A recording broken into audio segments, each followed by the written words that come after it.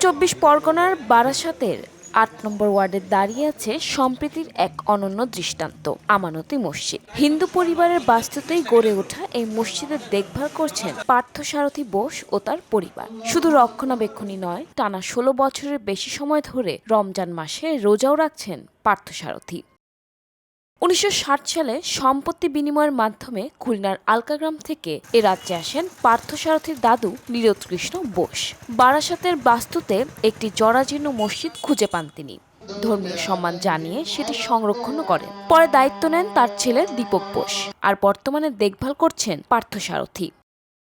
২০০৯ সালে এক দুর্ঘটনার পর জীবনে বড় পরিবর্তন আসে পার্থসারথীর। রোজার মাসে অনুশোচনার মধ্যেই তিনি মসজিদে গিয়ে মানত করেন, সুস্থ হলে নিয়মিত রোজা রাখবেন। তার দাবি, ধীরে ধীরে সুস্থ হয়ে ওঠার পর থেকেই নিষ্ঠার সাথে রমজানের ৩০টি রোজা পালন করছেন।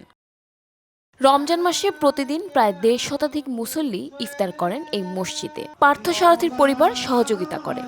সেহরির আয়োজন করেন তার স্ত্রী।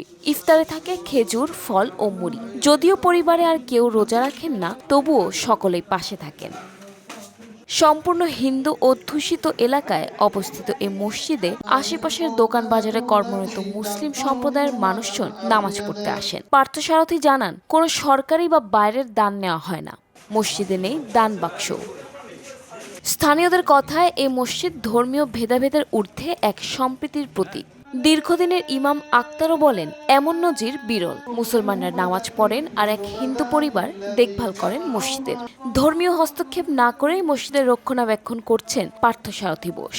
তার কথায়, মসজিদ আমাদের সন্তানের মতো আগলে রাখাই আমাদের দায়িত্ব।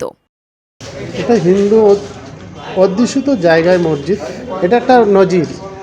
বিশ্বে এরকম একটা নজির আছে বলে আমার মনে হয় না, কারণ আমিও জানি না যে এরকম একটা নজির আছে। একটা হিন্দু ফ্যামিলির মসজিদের সঙ্গে দীর্ঘদিন ধরে তারা জড়িত আছে, এবং এই মসজিদে কী বলবো, মুসলমানরা নামাজ পড়ে তো আমরা চলে যাই, কিন্তু এই মসজিদ পুরোটাই তাদের এখতিয়ারের মধ্যে, মানে দেখভাল করার দায়িত্ব তারাই। সম্প্রীতির বাংলায় আমানতি মসজিদ তাই আজ এক অনন্য উদাহরণ।